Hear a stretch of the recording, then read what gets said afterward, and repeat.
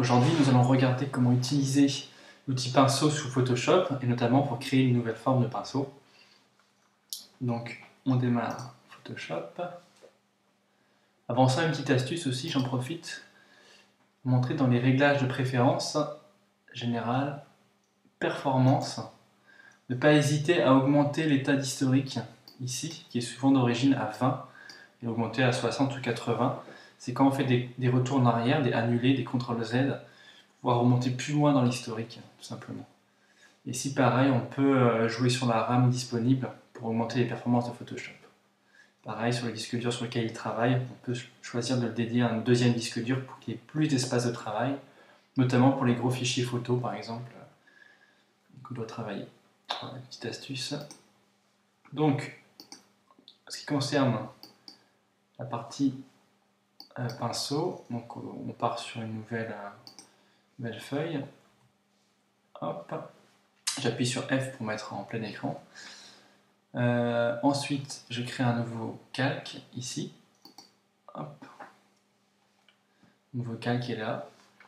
Je vais donc créer une petite forme. On va faire par exemple une petite étoile. Donc pour le zoom, c'est la touche Z pour faire apparaître le zoom. On peut appuyer sur Alt pour dézoomer. On va créer une petite étoile par exemple.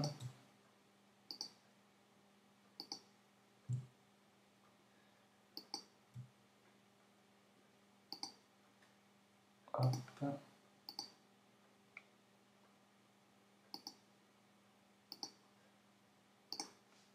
C'est pas la plus belle étoile qu'on ait vue, mais pour l'exemple, ça devrait suffire.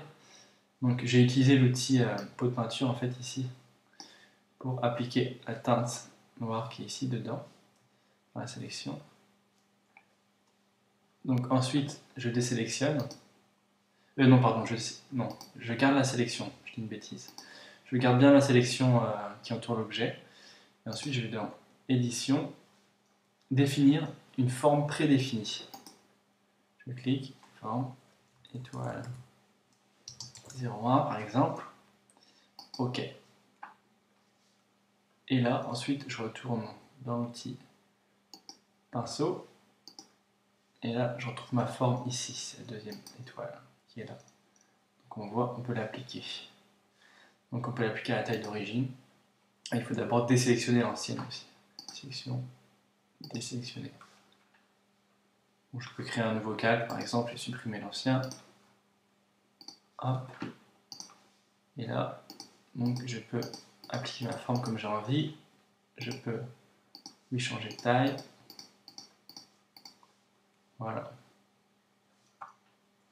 Après, on peut aussi la diffuser, ce qui est très pratique. Hop. Donc, on va utiliser la palette qui est ici, donc elle s'appelle la palette forme. Et dedans, on remarque en fait ici, il y a différents éléments, dynamique de forme, diffusion, texture, forme double. En fait, on va voir le résultat en dessous. Voilà, dynamique de forme, si on le sélectionne, ça permet de varier la taille de nos étoiles. Là, actuellement, on voit qu'elles sont toutes collées. Donc, si on sélectionne diffusion, normalement, on peut pouvoir diffuser de façon plus large. On peut augmenter le nombre, le réduire, la variation numérique. Hop. Variation de taille. Diamètre minimal. L'angle aussi, on peut choisir. Hop. L'arrondi.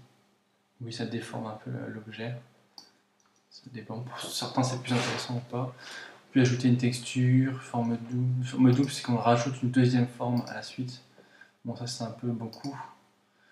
Une texture, tout simplement, l'outil texture, comme on retrouve dans Photoshop, on peut rajouter. Donc voilà. Donc si on fait un essai, ça permet de diffuser des éléments comme ça. C'est beaucoup plus rapide en fait. C'est très pratique si on veut faire un fond tout simplement. Un fond en motif ou un fond dans un paysage étoilé ou ajouter une texture de nuage, choses comme ça. Voilà, voilà. Hop, je supprime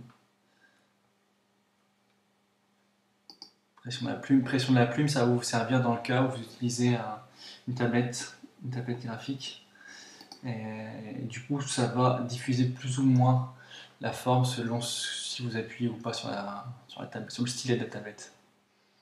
Le dynamique de couleur aussi, on peut très bien ajouter la couleur, variation de teinte, activer. Voilà, là, on voit, bah là c'est du noir et blanc, on peut le faire aussi en couleur. Il suffit de changer, je dis pas de bêtises ici.